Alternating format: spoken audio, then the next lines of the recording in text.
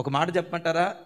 పరిశుద్ధతలో దొరికే సంతోషం ప్రపంచంలో ఎక్కడ మనిషికి దొరకదు. పాపం చేయటానికి సంతోషంగానే ఉంటుంది. ఓ భక్తుడు అంటాడు, పాపం చేసేటప్పుడు ఆహ్లాదాన్ని ఇస్తుందట. ఆ పాపపు ముగింపులో అంతులేని ఆవేదన పాపం మిగులుస్తుందని భక్తులు చెప్తున్నటువంటి మాట.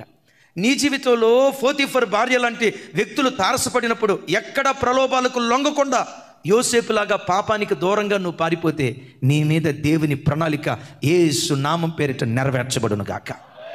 సరే, ఇంతవరకు బాగానే ఉందన్నా, మరి జైల్లో ఎందుకు పడ్డాడు?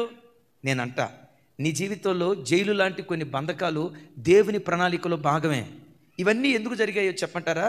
యోసేపు జీవితంలో మేలు కలుగుటకై సమస్తము సమకూడి జరుగుతూ ఉన్నాయి. కొన్ని నీ బ్రతుకులో అప్పటి కీడుగా కనపడతాయి. నీకు తెలుసా, ఆ కీడే భవిష్యత్తులో మేలుగా మార్చబడుతుంది. అప్పుడు అంటావు, ప్రభా ఆ రోజు ఆ కీడు జరగటమే మంచిదయ్యా, ఆ రోజు ఆ నష్టం జరగటమే మంచిదయ్యా, అయ్యా ఆ రోజు ఆ ఓటమి జరగటమే మంచిదయ్యా. ఎందుకో తెలుసా, నీ దేవుడు చేదులో కూడా నీ కొరకు తీపి దాచిపెట్టుంచాడు, మారాలో కూడా మాధుర్యాన్ని నీ కొరకు దాచిపెట్టుంచాడు. ఆ ఘనుడైన దేవునికి చప్పట్లు కొట్టు స్తోత్రాలు చెప్దాం.